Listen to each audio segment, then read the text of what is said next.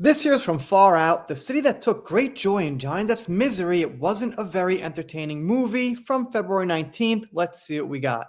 2011's The Rum Diary is an adaptation of Hunter S. Thompson's novel of the same name written in the early 1960s, but only published decades later thanks to Johnny Depp. Depp discovered the manuscript buried in Thompson's likely chaotic archives, a fitting reflection of the writer's wild, disordered lifestyle.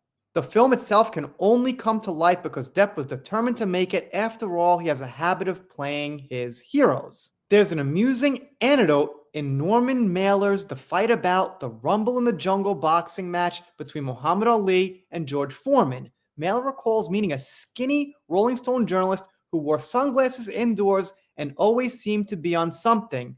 That was Hunter S. Thompson, and that's Paul Kemp, Thompson's self-insert character in the book and in the film. Okay, thank you for the history lesson. It was kind of interesting. I didn't know all those details. The Rum Diary is a prequel of sorts to the cult classic Fear and Loathing in Las Vegas, but it didn't enjoy that film's cult success. Although both were met with box office failure and very mixed critical reviews, no one seems to care about the Rum Diary anymore. Well, I'll take a guess. There's a little bit of a fish market in there, so people aren't going to go back and watch it now. This reportedly amused many in Kansas, as Depp went on record saying, "I believe that this film, regardless of what it makes in, Wichita, Kansas, this week, which is probably about $13, it doesn't make any difference. I think it's an intelligent film, and a lot of times outside the big cities in the States, they don't want that," which irked the good people of Wichita. Yeah, but, all right, I kind of get the point. Kind of not really. I think Johnny's saying there's more of an audience and a certain type of person in a big city that would go see kind of a intelligent, artsy film. But I digress. I don't know. That's up to you.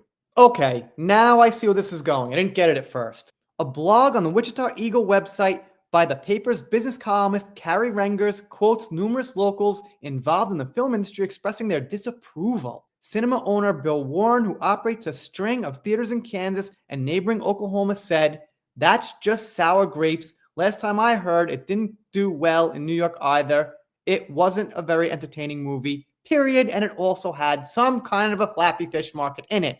That has nothing to do with it in the beginning. When it was out in theaters, I guess no one really knew or cared about you-know-who.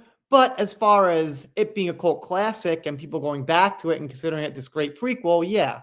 The film in question was directed by Bruce Robinson, who is most famous for With Nail and I. He also believes that he solved the Jack the Ripper murders and has published a book about it called They All Love Jack Busting the Ripper. Robinson's another one of Depp's heroes, describing Whitnell and I as a perfect film. Robinson has said that he read the Rum Diary, scrapped it, and then rewrote the script from memory. Whether he was successful in capturing Thompson's tone and style on screen is up for debate. It absolutely is. And it ends with this here. I guess we're just getting some history lesson about the Rum Diary, and more importantly, what Johnny said about it. The writer's reception in his own time and hours is just as divisive as the films adapting his books. Thompson's work recounts the misadventures of a drug-addled alcoholic mess disguised as a journalist whose stories are ostensibly about politics, culture, and the decline of the American empire. But every work that's supposed to be nonfiction, but is probably better described as a novel or slightly unhinged memoir, is sufficed between anecdotes of himself and his friends getting in trouble. Whether you like it or find it immature and irresponsible, that's what you get with the films too. Okay, so what I think they meant here by the title, which they kind of did a bad job of connecting with it all, is that Johnny said this quote about Wichita that was, not so flattering. He could be right, he could be wrong, but I think they took it like, we don't like this. And that's what the article means by the town that took great the town that took great joy in Johnny's misery, and the misery being this movie not doing well, I guess. Anyway, let me know what you think in the comments. Doing pop culture, entertainment, all things Johnny Depp, Meghan Markle, Blake Lively, whatever comes up. If you don't subscribe, I'll be sad, but I'll get over it. See you next time.